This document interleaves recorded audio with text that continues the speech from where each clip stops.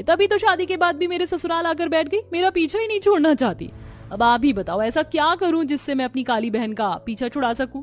मुझे मेरी ही नजर ना लग जाए, इसलिए मेरी बहन काला टीका बनकर मेरे साथ घूमती रहती है। जहां भी जाओ वहां ये किसी ना किसी बहाने आ ही जाती है। मनीषा की बातें सुनकर सुमित्रा उदास हो जाती है, तो वहीं शांति शर्मिंदा।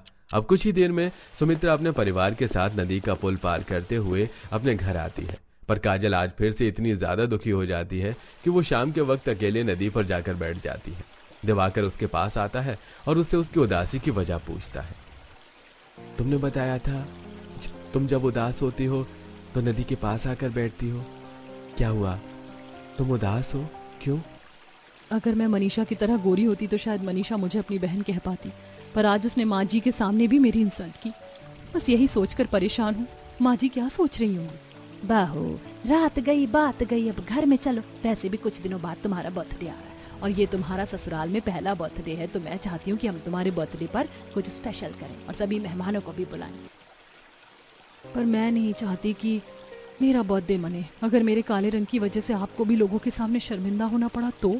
बहू अगर किसी ने मेरे सामने तेरे काले रंग का मजाक बनाए तो मैं उससे रिश्ता ही तोड़ लूंगी। मेरी बहू का रंग काला है पर दिल बहुत साफ है, और मेरे सामने कोई मेरी बहू का मजाक बनाए ये बर्दाश्त नहीं कर सकती।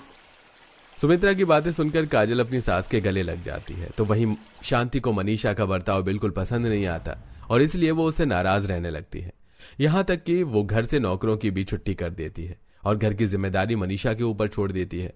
अब बेचारी मनीषा पूरे दिन काम करती और जब अपनी सास से बात करती तो शांति उससे उखड़ी हुई रहती। ऐसे ही एक रात। अमित, माँ जी को क्या हो गया? उन्होंने सभी नौकरों को काम से निकाल दिया। अब इतना बड़ा घर है, मुझे अकेले संभालना होता है। कुछ दिनों बाद मेरा जन्मदिन भी आ रहा है। मेरी हालत देखो तुम। मुझे कल शॉपिंग करवाने के लिए ले चलो और मुझे पार्लर भी जाना है। मनीषा, इस घर में माँ की चलती है और हमारे घर में बहू का बर्थडे नहीं मनाया जाता, तो अपना बर्थडे भूल जाओ। अमित की आवाज सुनकर मनीषा को काफी बुरा लगता है। समय गुजरता है और देखते ही देखते दोनों बहन का जन्मदिन आ जाता है। उस रात मनीषा बस ये इंतजार करती है कि उसके ससुराल वाले उसे बर्थडे विश करें, पर अमित जो कि उसके साथ सो रहा था वो भी नहीं उठता और उसे सिर्फ काजल का फोन आता है।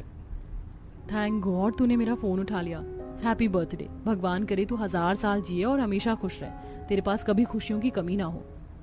जिसकी किस्मत में तेरी जैसी बहन हो, भला उसकी किस्मत में खुशियां नसीब कैसे हो सकती हैं? और तूने क्या सोचकर मुझे ठीक 12 बजे रात को बर्थडे विश किया है? अब फोन रख, क्योंकि मैं तुझे बर्थडे विश नहीं करने वाली।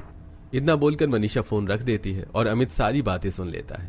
एक बार फिर से काजल उदास हो जाती है, पर दिवाकर वहां जाकर उसकी आंखों में पट्टी बांधता है और उसे नदी के पास ले जाता है, जहां एक छोटा सा केक लेकर सुमित्रा आती है और वो लोग काजल का बर्थडे विश करते हैं। हैप्पी बर्थडे बहू, ये तेरा ससुराल में पहला जन्मदिन है। हम इतने अमीर तो नहीं कि बड़ी सी पार्टी कर सके, पर तुझे नदी के पास बैठना बहुत पसंद है ना, इसलिए हम तुझे नदी के पास लेकर आए हैं और बर्थडे विश किया। और हम तेरे बर्थडे पर भी कुछ ऐसा ही प्लान कर रहे हैं। माँ, खुद पर थोड़ा ब्रेक लगा लो, सरप्राइज बता दोगी क्या? पहली बार किसी ने मुझे ऐसे बर्थडे विश किया है, मेरे लिए तो यही काफी है। ये काफी नहीं है, अभी तो तुम्हारे लिए बहुत कुछ करना है हमें। कल तो मेरे साथ शॉपिंग पर जाओगी और घर का कोई भी काम नहीं करोगी। अगले दिन होते ही दिवाकर ऑफिस से छुट्टी ले लेता है और काजल को अपने साथ शॉपिंग करवाने के लिए जाता है। तो वहीं सुमित्रा नदी के पास एक टेबल और कुछ कुर्सी लगाती है, साथ में अपनी बहू के लिए कुछ लाइट भी रखवाती है। तो वहीं बेचारी मनीषा अपने ससुराल में सुबह उठते ही घर के कामों में लग जाती है। अगर इन लोगों को मेरा बर्थडे नहीं बनाना था तो ठीक है, पर मुझे विश तो कर सकते थे।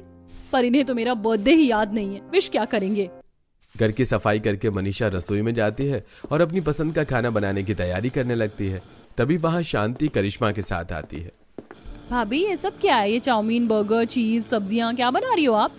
आज मैं स्पेशल खाना बना रही हूँ, नूडल्स, मंचूरियन, पिज्जा, बर्गर और पनीर टिक्का। बहू, तुम्हें पता है ना मैं चाइनीज फूड नहीं खाती। हमेशा की तरह आज भी पुलाव और दाल मखनी बना लो और थोड़े से पराठे, और हाँ, इतना बनाना कि दिन में ही खत्म हो जाए।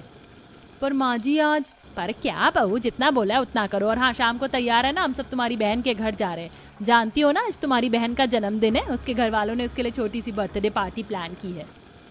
माँ, आज काजल भाभी को बर्थडे है, चलो शॉपिंग करके आते हैं, उनके लिए गिफ्ट भी तो खरीदना होगा। इतना बोलकर शांति वहां से चली जाती है। यह सब सुनकर मनीषा की आंखों में आंसू आ जाते हैं।